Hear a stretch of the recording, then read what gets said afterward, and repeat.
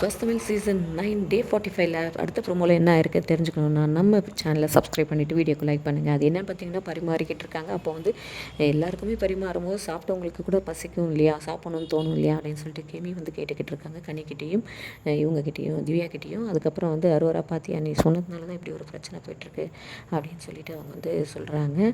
உடனே கேமி வந்து எங்களுக்கும் பசியாதான், எங்களுக்கும் வயிறு இருக்குல்ல, இது எக்ஸ்ட்ரா இருக்குதுன்னு சொன்னதுனால தான் நான் கேட்டேன் அப்படின்னு சொல்லி கேமி சொல்கிறாங்க. அதுக்கு அரோரா என்ன சொல்கிறாங்க, எக்ஸ்ட்ரா ஆகிடுச்சு, காரமாக இருக்குது, உங்களுக்கு வேணுமான்னு தான் நான் கேட்டேன், நான் வேறு என்ன சொன்னேன் அப்படின்ற மாதிரி அரோரா சொல்கிறாங்க. உடனே கேமி என்ன சொல்கிறாங்கன்னா, எனக்கு பசிக்கும், நான் சாப்பிடுவேன் அப்படின்னு சொல்லிட்டு அதுக்கப்புறம் ஒரு ஆர்கியூமெண்ட்டுக்கு மேலே வச்சுக்கிட்டு நான் கேட்டது தப்பு தான் அப்படின்னு சொல்லிட்டு அழுதுகிட்டே வந்து வெளியே போகிறாங்க. உடஞ்சி அழுகுறாங்க கெமி.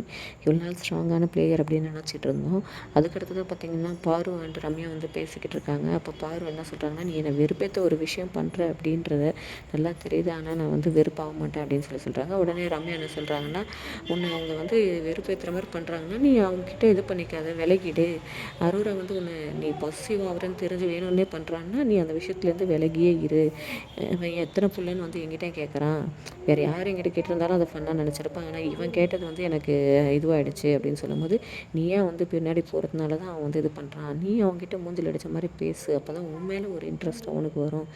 அவனையும் அவ்வளோ பண்ணும்போது இவ்வளோ அழகாக இருக்க நீ வந்து இது பண்ணக்கூடாதா, கொஞ்ச நாள் அலைய விடு, நீ வந்து நோஸ் கட் பண்ணுற மாதிரி பேசு, அதே போல் கண்டுக்காத, அப்போ தான் அவனுக்கு மேலே இன்ட்ரெஸ்ட் வரும்ன்ற மாதிரி ரம்யா வந்து பார்வதிக்கு அப்படியே சொல்கிறாங்க. கம்ருதீனை பற்றின ஒரு இதுதான் ப்ளே தான் போயிட்டுருக்கு. பார்ப்போம் அடுத்து என்னென்ன நடக்குது அப்படின்னு வெயிட் பண்ணி பார்க்கலாம்.